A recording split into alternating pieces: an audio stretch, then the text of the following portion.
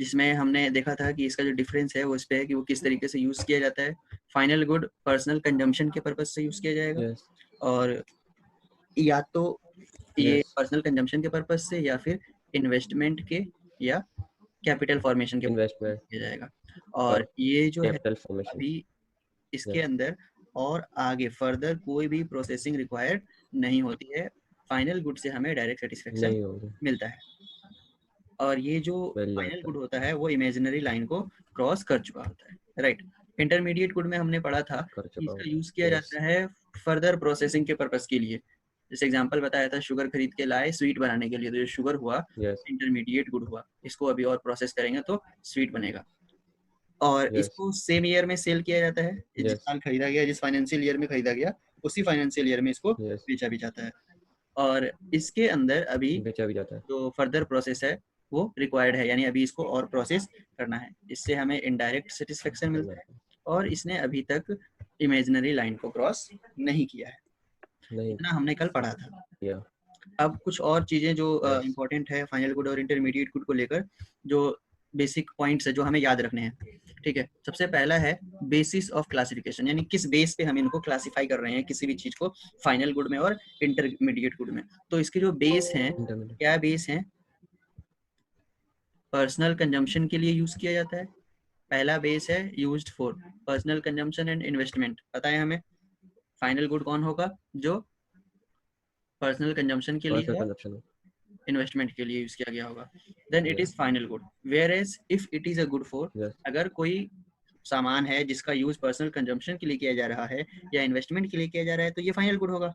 और अगर उसका यूज फर्दर yes, प्रोसेस के लिए किया जा रहा है, यानी उसको हमने खरीदा है ताकि हम उसको आगे प्रोसेस कर सकें, उसके अंदर और मॉडिफाई करके चेंज करके कोई नया प्रोडक्ट बना सके, तो उसको, और अगर हमने उसी साल में खरीदा और उसी साल में बेचा, मान लो 2010 में खरीदा 2011 में बेचा, ये इंटरमीडिएट गुड होता है। तो दो बेस हैं yes, इंटरमीडिएट गुड के, दो बेस हैं फाइनल गुड के।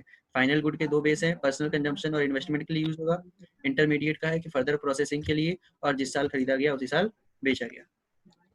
बेचा. ठीक है, तो अब यहाँ पे देखो, एक ध्यान रखने वाली Yes, बात ये है कि जो बेस है इन दोनों को डिवाइड करने का, दो गुड्स को फाइनल गुड कहने का yes, या इंटरमीडिएट गुड कहने का, वो कमोडिटी खुद नहीं है।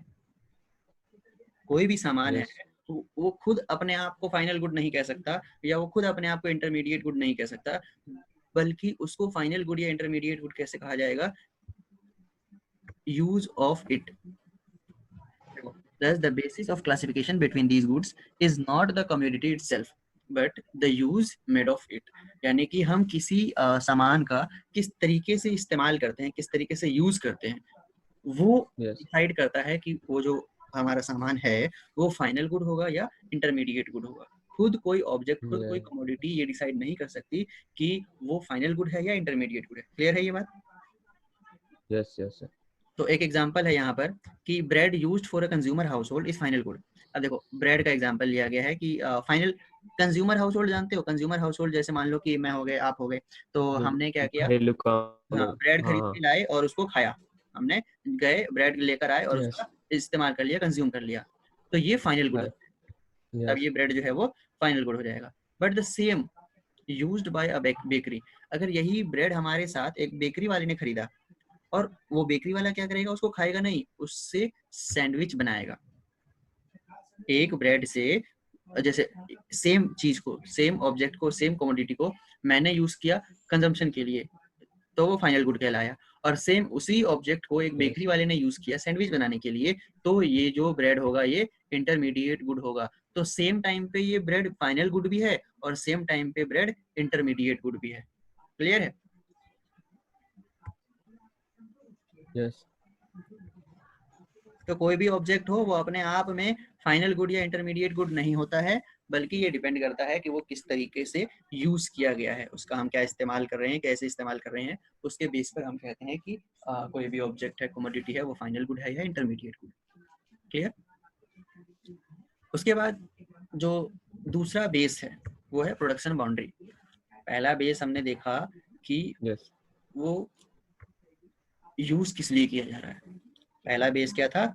यूज किस लिए किया जा रहा है। दूसरा बेस है यूज किस लिए किया. प्रोडक्शन बाउंड्री, तो एक प्रोडक्शन बाउंड्री होती है, अब वो भी डिसाइड करती है कि गुड फाइनल है या इंटरमीडिएट है। अब इसको समझो, production boundary plays a vital role to differentiate between intermediate and final goods. The production boundary is the imaginary line around the production unit. तो ये एक इमेजिनरी लाइन है जिसके बारे में हम ऑलरेडी पढ़ चुके हैं, और ये इंटरमीडिएट गुड और फाइनल गुड के बीच में डिफरेंशिएट करने में हेल्प करती है।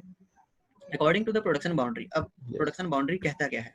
If a good crossed the imaginary line around the production unit and reaches to final consumer or investment made by a producer within the imaginary line of production is known as final good। तो ये जो production boundary है, इसका concept क्या कहता है कि कोई भी कमोडिटी जिसने इमेजिनरी लाइन ऑफ प्रोडक्शन को क्रॉस कर लिया हो और वो कंज्यूमर के पास फाइनल कंजम्पशन के लिए या इन्वेस्टमेंट के लिए अवेलेबल है, तो हम उस कमोडिटी को फाइनल गुड कहेंगे।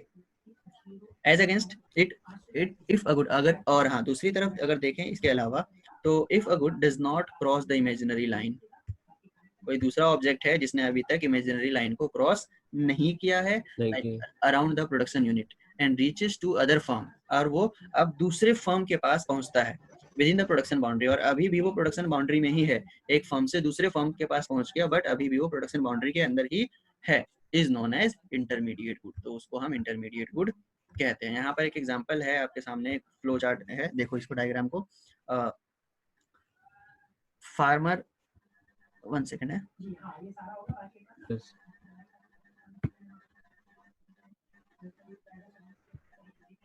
हाँ दिख रहा है।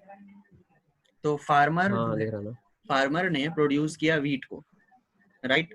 Farmer produces wheat worth ₹1000 and sell it to miller. एक फार्मर है, उसने क्या किया, वीट प्रोड्यूस किया और मिलर को बेच दिया। मिलर जानते हो? यस।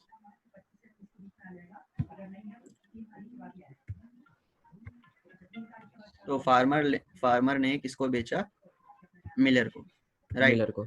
तो अभी ये एफ फार्मर से किसके पास चला गया? मिलर के पास चला गया। मिलर के पास। उसके बाद क्या हुआ, मिलर ने इसका फ्लोर बनाया, वीट से फ्लोर बनाया और 1500 रुपए में बेच दिया बेकर को। किसान ने अनाज उगाया, 1000 रुपए में मिल मालिक को बेच दिया। मिल वाले ने क्या किया, उसका आटा बना दिया और गेहूं का, और वो जो आटा था वो बेकरी वाले को बेच दिया। कितने में? 1500 रुपए में। यहाँ कितने में बिक रहा था वो सामान? 1000 रुपए में, और यहाँ आते आते वो सामान कितने का हो गया? 1500 का। 1500। उसके बाद क्या हुआ, बेकर ने उससे ब्रेड बना लिया। अब बेकरी वाले ने क्या किया, इससे फ्लोर से ब्रेड बना लिया और उसको 2000 रुपए में बेच दिया कंज्यूमर्स को। तो फाइनल गुड जो है वो क्या है? ब्रेड है, जो कि किसके पास पहुंचा? कंज्यूमर के पास। उसके अलावा ये जो वीट है,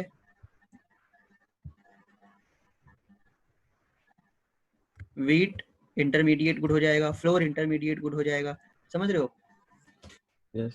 यहाँ पर देखो क्या हुआ, एक फर्म, मान लो फार्मर एक फर्म है, मिलर एक फर्म है और बेकर एक फर्म है। तो एक फर्म ए से फर्म बी के पास, फर्म बी से फर्म सी के पास और सी से फाइनल कंज्यूमर के पास कोई सामान पहुंचा। लेकिन कैसे पहुंचा? वीट में फर्दर प्रोसेस किया तो फ्लोर बना, फ्लोर को फर्दर प्रोसेस किया तो ब्रेड बना, और ब्रेड को जब हमने कंज्यूमर के पास भेज दिया तो कंज्यूमर ने ब्रेड को यूज कर लिया, यूटिलाइज कर लिया। तो हमारा ब्रेड जो है वो फाइनल गुड हो जाएगा और ये इंटरमीडिएट गुड हो जाएंगे। क्लियर है?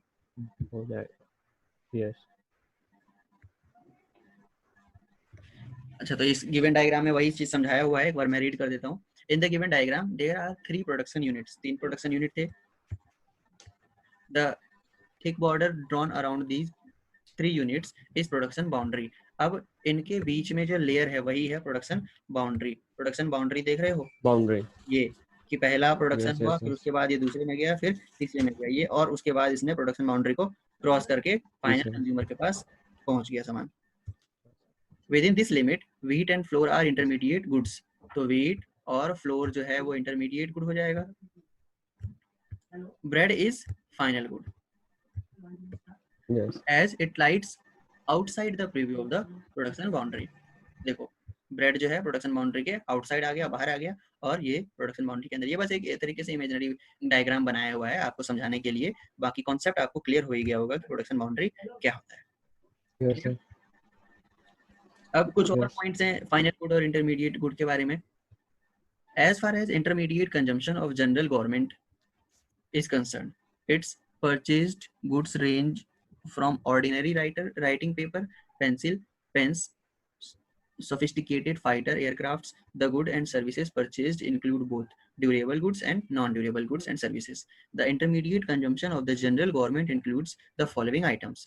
अब कुछ चीजें और इंटरमीडिएट गुड और फाइनल गुड के बारे में जानना है। देखो ये इसलिए इतना डीप जा रहा है क्योंकि पेपर में कंफ्यूजिंग वाले क्वेश्चंस आते हैं कि आप बताओ कि कौन फाइनल गुड है और कौन इंटरमीडिएट गुड है। ठीक है, तो इसलिए हमें जितना ज़्यादा डीप जाकर समझना हो उतना ज़्यादा डीप आपको यहाँ पर बताया जाएगा, ताकि फर्दर कोई क्वेरी आपके दिमाग में कोई कंफ्यूजन ना रहे।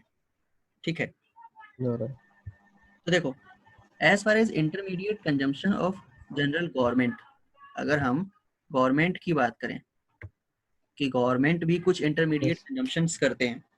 ठीक है, तो इंटरमीडिएट कंजम्पशंस जो होती हैं गवर्नमेंट की, उसमें ड्यूरेबल गुड्स भी होती हैं और नॉन ड्यूरेबल भी होती हैं। बट ड्यूरेबल वो होती है जो ज़्यादा दिनों तक टिके टिकाऊ, और नॉन ड्यूरेबल जो ज़्यादा दिनों तक नहीं टिकती।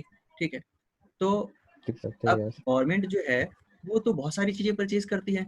वो एक नॉर्मल सा ऑर्डिनरी पेन भी करती है परचेज, पेंसिल भी करती है, और वो फाइटर एयरक्राफ्ट भी परचेज करती है, वो भी सोफिस्टिकेटेड। तो क्या है, Mix यहाँ कर दो. पे बताया गया है कि जनरल गवर्नमेंट जो है वो छोटे से छोटा खर्चा हो या बड़े से बड़ा खर्चा हो, सभी चीज़ों का इस्तेमाल वो करती है, चाहे वो ड्यूरेबल हो या नॉन ड्यूरेबल हो। ठीक है, तो अब हम इसमें Yes. इंटरमीडिएट गुड्स की बात करेंगे। Value of all non durable goods and services such as petrol. अब देखो जितने भी non durable goods and services हैं उनकी वैल्यू की बात की जा रही है। जैसे कि पेट्रोल एक एग्जांपल है, इलेक्ट्रिसिटी एक एग्जांपल है, lubricants, stationery, soaps, towels etcetera, including repair and maintenance of capital Yes. Stock. अच्छा, इसका क्या मतलब है repair and maintenance of capital stocks? यानी कि हमारे पास ये सब क्या कोई जो कैपिटल होता है उसके ऊपर जो मेंटेनेंस का खर्चा लगता है, कुछ खराब हो गया उसको ठीक करवाना है, तो वो भी शामिल हो जा रहा है इसमें। Non durable goods and services those which have an expected life time of use of less than 1 year. तो जो ड्यूरेबल गुड्स हैं, जो नॉन ड्यूरेबल गुड्स हैं, उनका क्या डेफिनेशन है यहाँ पर कि non durable goods and services are those which have an expected life time use of less than 1 year. तो जो भी सामान 1 साल से कम उसका टाइम पीरियड है, लाइफ टाइम है, कि ये 1 साल से पहले ही खराब हो जाएगा, ठीक है, या खर्च हो जाएगा, खत्म हो जाएगा, तो वो जो है एक तरीके से जो खराब हो जाएगा 1 साल के बाद नहीं टिकेगा, तो उसको हम नॉन ड्यूरेबल गुड में काउंट करते हैं। Repair and maintenance of capital stock mean expenditure incurred by the maintenance fixed asset keep them in good working order. ये आपको पहले बता दिया गया कि रिपेयर का, मेंटेनेंस का, एक्सपेंडिचर का क्या मतलब होता है। This includes the expenditure on new parts of the fixed assets. The life of new parts may be around 1 year or slightly more than the value should be relatively small. तो जो भी नया part लगाया गया है किसी सामान के अंदर, मान लो कि कोई मशीन था, उसका एक प्रॉपर कोई एक पार्ट खराब हो गया, तो उसका उसके लिए दूसरा नया पार्ट खरीद के लगाया गया, और वो जो नया पार्ट है वो लगभग क्या कहते हैं 1 साल से कम टिकेगा। ठीक है, स्लाइटली 1 साल या उससे थोड़ा सा ज्यादा। For example, replacement of tyres of a truck is an intermediate consumption but not replacement of its engine. तो अगर हम बात करें कि जैसे कि एग्जाम्पल लिया गया है, एक ट्रक है, उसके टायर को रिप्लेस किया गया, एक ट्रक है जिसके टायर को बदला गया, तो टायर जो होगा वो इंटरमीडिएट कंजम्पशन होगा। ठीक है, लेकिन अगर इंजन को हमने वो कर दिया चेंज, तो वो इंटरमीडिएट नहीं होगा। क्यों? क्योंकि इंजन जो है वो 1 साल से ज्यादा समय तक चलता है, और टायर जो है वो Yes. 1 साल में खराब हो जाता है। ये समझ में आ रहा है इंटरमीडिएट कंजम्पशन? Yes. Yes. उसके बाद यहाँ पर दूसरा पॉइंट बताया गया है एक्सपेंडिचर ऑन मिलिट्री इक्विपमेंट्स, जैसे कि मिसाइल हो गया, rocket, bombs, worship, submarines, military aircraft, tanks, missile, ये सब जो चीजें हैं, जो रॉकेट लॉन्चर वगैरह हैं, whose function is to release weapons, जिसका फंक्शन क्या है, क्या काम करती है ये, उस function is to release weapons, military vehicles and light weapons. तो ये चीजें भी इंटरमीडिएट गुड्स के अंदर आ जाती हैं। क्लियर है? हम क्या पढ़ रहे हैं, इंटरमीडिएट कंजम्पशन की बात कर रहे हैं, intermediate consumption of general government. हम पढ़ रहे हैं कि जो जनरल गवर्नमेंट है उसकी इंटरमीडिएट कंजम्पशन में क्या क्या चीजें आती हैं, जिसमें हमने सबसे पहला पॉइंट पढ़ा है ड्यूरेबल और नॉन ड्यूरेबल। तो जो नॉन ड्यूरेबल होती हैं जो 1 ईयर से कम तक इस्तेमाल की जाती हैं, और ड्यूरेबल वो होती हैं जो 1 साल से ज़्यादा तक टिक पाती हैं, और उसका एग्जाम्पल देखा था हमने। उसके बाद जो सेकंड है वो है मिलिट्री इक्विपमेंट्स, यानी missile, rocket, bomb, worship, submarine, military aircraft etcetera. ये सब भी इंटरमीडिएट कंजम्पशन के पार्ट हैं जो जनरल गवर्नमेंट के थ्रू किया जाता है। उसके बाद जो हमारा तीसरा पॉइंट है value of goods received from foreign government.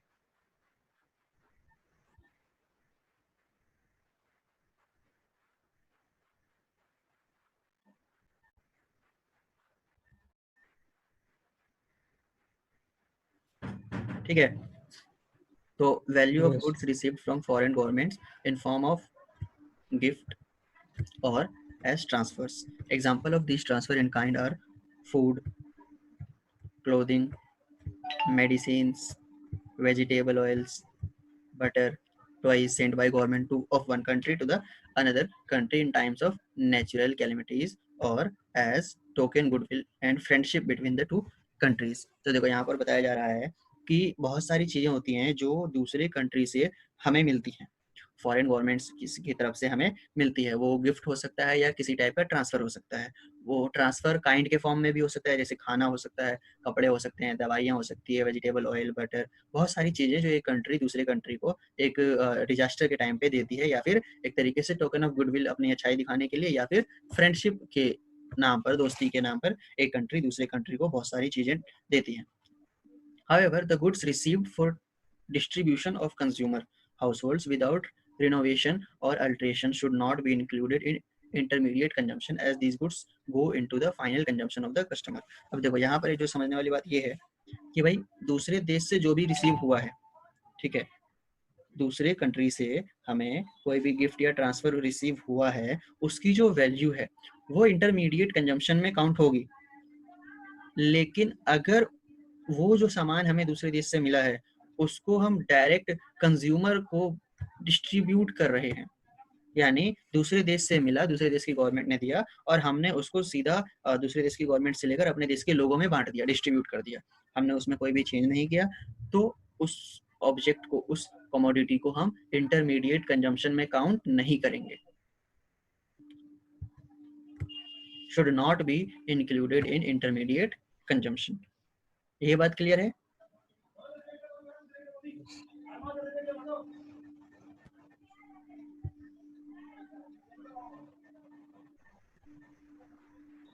सुन पा रहे हो? हेलो?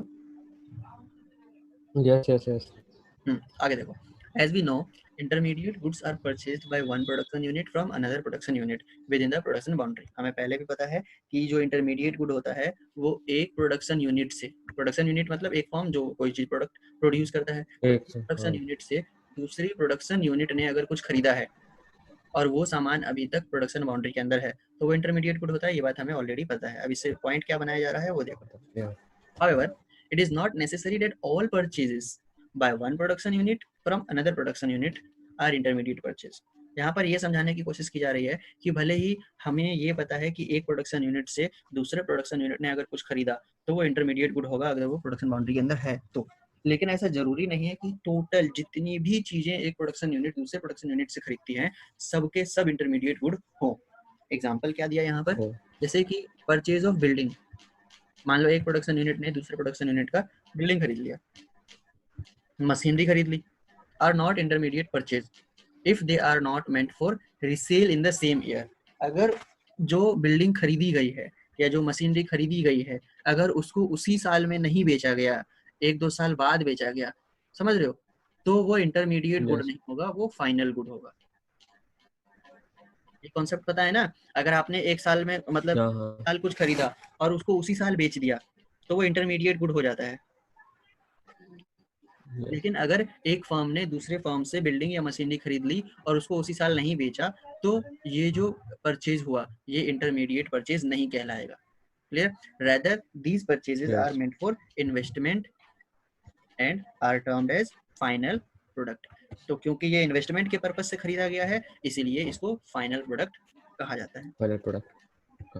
अब उसके बाद रिसर्च एंड डेवलपमेंट की अगर हम बात करें, तो रिसर्च और डेवलपमेंट पे भी बहुत सारी एक्सपेंडिचर होते हैं, सामान होते हैं, कमोडिटीज का इस्तेमाल किया जाता है, यूज किया जाता है। तो उसके बारे में है, commodities consumed in research and exploratory activities like oil exploration, different parts of India by the oil and natural gas commission, और improving the technology of a particular production process.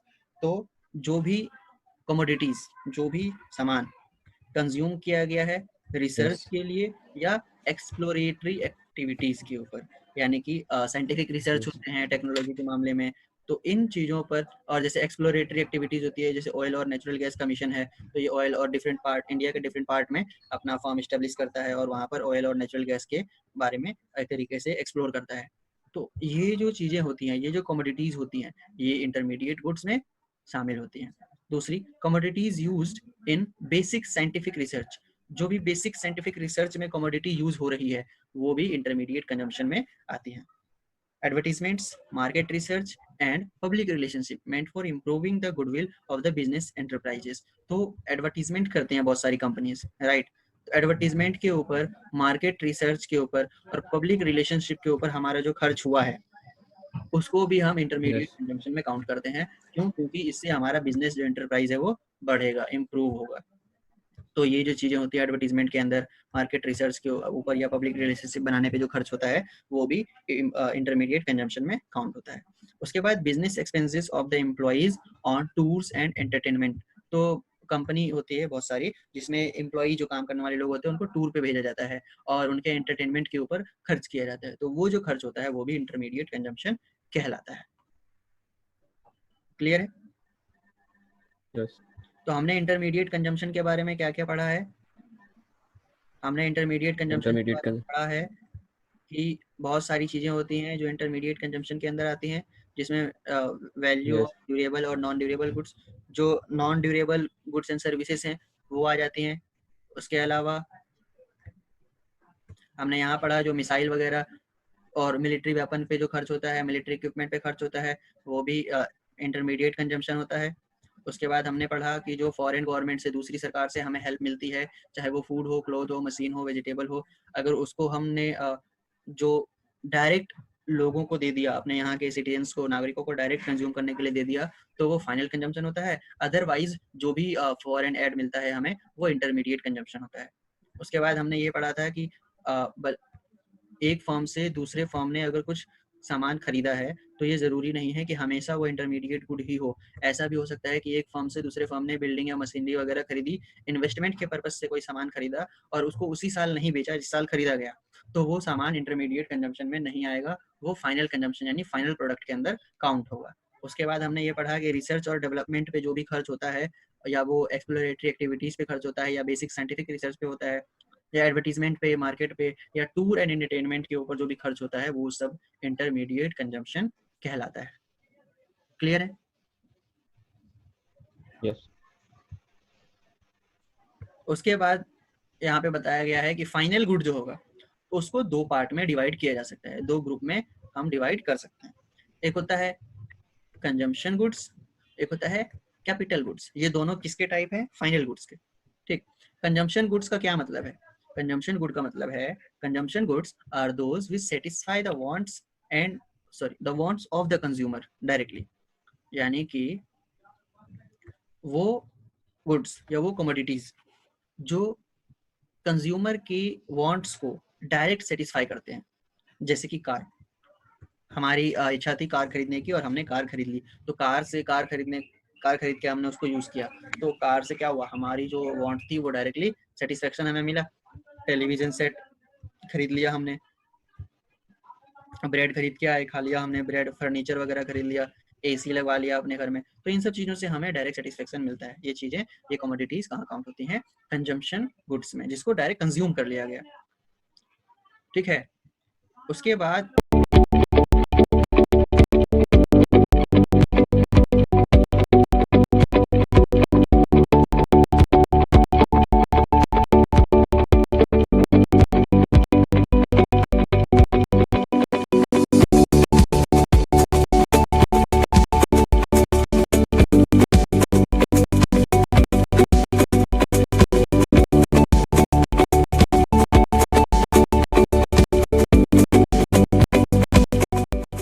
Good के कुछ टाइप्स होते हैं, जिनमें सबसे पहला है durable goods, semi durable goods और नॉन ड्यूरेबल गुड्स।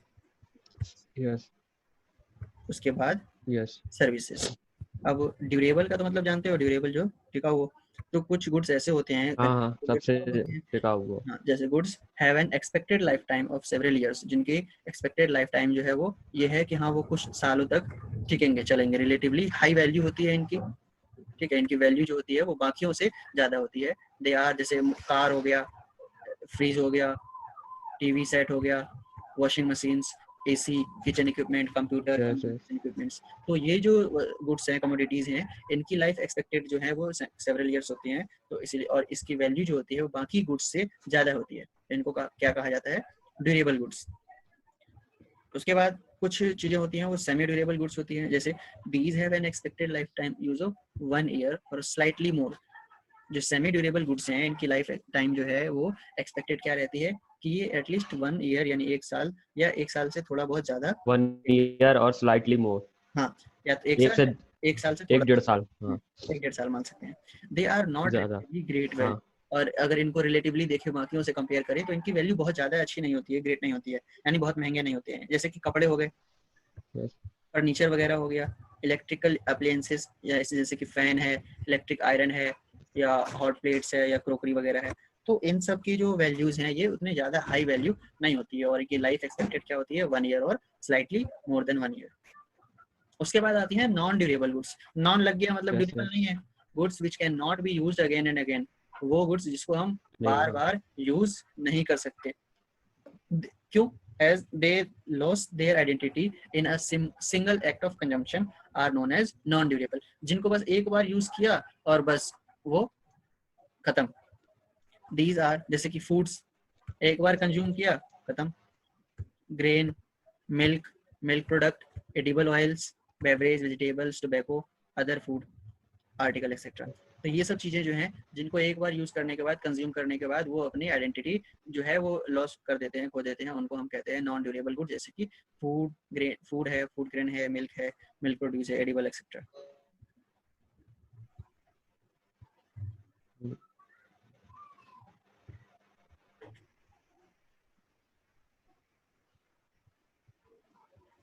हेलो, आवाज आ रही है? हेलो, हाँ हाँ हाँ सर, आ रही है, पर बहुत कट कट के आ रही है आवाज़। बीच बारिश बीच हो रही में है कभी इधर कट ना। जाती, कभी थोड़ा सही आने लगती है।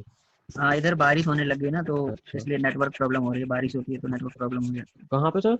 है। मुंडका, सर वैसे बारिश हो कहाँ रही है सर? मुंडका एरिया में, दिल्ली, जहाँ पे मैं हूँ। Okay okay okay okay. Yes. अच्छा, ये बताओ, नॉन ड्यूरेबल गुड समझ में आया? हाँ हाँ, आ गया आ गया। बताओ क्या होता है? कौन कौन से सर, तीनों बताने? नहीं, सिर्फ नॉन ड्यूरेबल बताओ।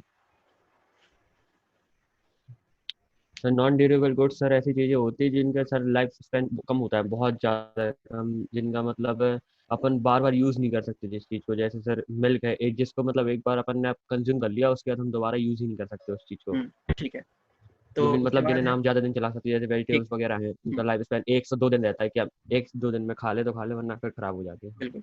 तो उसके बाद है services. Services are non material goods. Services क्या होते हैं? नॉन मटेरियल गुड्स होती हैं, यानी कि इनके अंदर कोई मटेरियल नहीं होता है, विच सेटिस्फाई ह्यूमन वांट्स डायरेक्टली, और ये भी हमारी वांट्स को डायरेक्टली सेटिस्फाई करते हैं।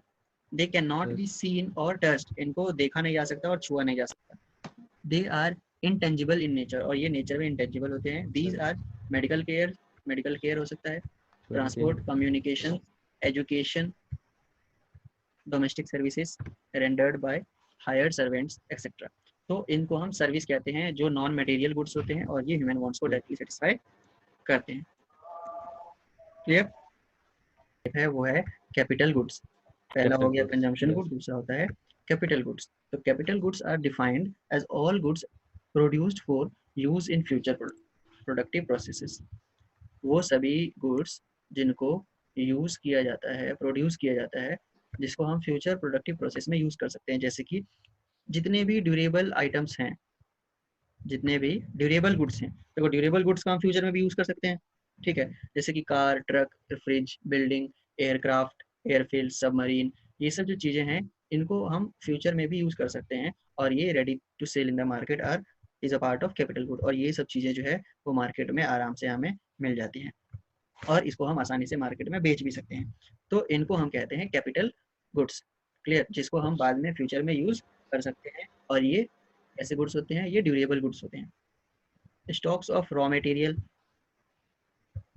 Semi finished and finished good lying with the producers at the end of an accounting year are also a part of capital good। अब यहाँ पे ये चीज़ समझना कि देखो कोई प्रोड्यूसर है, अब एक प्रोड्यूसर जो होता है वो रॉ मटेरियल का स्टॉक रखता है अपने पास ताकि उसको यूज यस करके फाइनल गुड बना सके। तो एक प्रोड्यूसर के पास रॉ मटेरियल का स्टॉक है जो कि आधा कंप्लीट है या फिर पूरी तरीके से फिनिश्ड है, कंप्लीट है, सामान बना हुआ है, लेकिन वो and of the accounting year में भी अभी भी उसके पास है। यानी जो अकाउंटिंग ईयर था वो खत्म होने वाला है बिल्कुल, जैसे कि यानी इंडिया की अगर हम बात करें तो मार्च मंथ आ गया है और मंथ एंड आने वाला है और अभी भी उसके पास कुछ रॉ मटेरियल्स स्टॉक में हैं जो कि सेमी फिनिश्ड है या फिनिश्ड है। इस रॉ मटेरियल को जो सेमी फिनिश्ड या फिनिश्ड है जो प्रोड्यूसर के पास स्टॉक में रखा हुआ है end of the accounting year में, इसको भी हम कैपिटल गुड कहेंगे क्योंकि इसको नेक्स्ट अकाउंटिंग ईयर में यूज किया जाएगा। Some more examples of capital goods are, कुछ मोर एग्जांपल जो है मशीनरी हो सकती हैं, इक्विपमेंट्स हो सकते हैं, roads, bridge. These goods require repair or replacement over time as their value depreciate over period of time। तो अब इसमें एक और चीज है, कैपिटल गुड्स जो भी होते हैं उनको रिपेयर की जरूरत होती है और या तो रिपेयर होता है या उसके कुछ पार्ट्स रिप्लेस किए जाते हैं समय समय पर, और वो जो पार्ट रिपेयर हुआ उसका जो खर्चा होता है उसको डेप्रिशिएट वैल्यू कहा जाता है, जिसको हम आगे पढ़ेंगे डेप्रिशिएशन। Yes clear? यहाँ पर एक डिफरेंस बताया गया है फाइनल गुड और intermediate, sorry difference between final good and intermediate good on basis of and used classification of goods and services with example. तो देखो यहाँ पर क्या बताया गया है, कार की बात की गई, यस कार है, ये प्रोडक्ट प्रोडक्ट है, इस साइड 5 प्रोडक्ट लिए लिए गए हैं। उसके बाद फाइनल गुड में बताया गया है कंजम्पशन गुड्स और कैपिटल गुड। उसके बाद यहाँ पर इंटरमीडिएट गुड। तो ये कार कंजम्पशन गुड भी हो सकता है, ये कार कैपिटल गुड भी हो सकता है फाइनल गुड के अंदर, और ये कार इंटरमीडिएट गुड भी हो सकता है।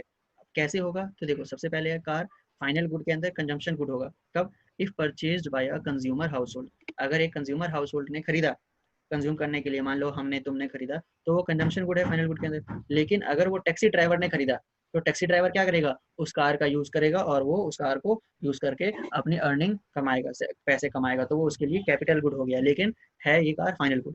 अब यही कार इंटरमीडिएट गुड हो जाती है कब? If purchased bye a government for military use. अगर किसी गवर्नमेंट ने मिलिट्री के यूज के लिए उस कार को खरीद लिया तो वो कार इंटरमीडिएट गुड हो जाएगी। या फिर किसी डीलर ने इस कार को खरीदा है जो कि इसको रीसेल करेगा, दोबारा से बेचेगा, तो ये कार जो है वो इंटरमीडिएट गुड हो जाएगी। तो यहाँ पे हम देख पा रहे हैं कि एक ही कमोडिटी किस तरीके से अलग अलग टाइप के गुड में कन्वर्ट की जा सकती है, क्लासीफाई हो रही है। की जा सकती है।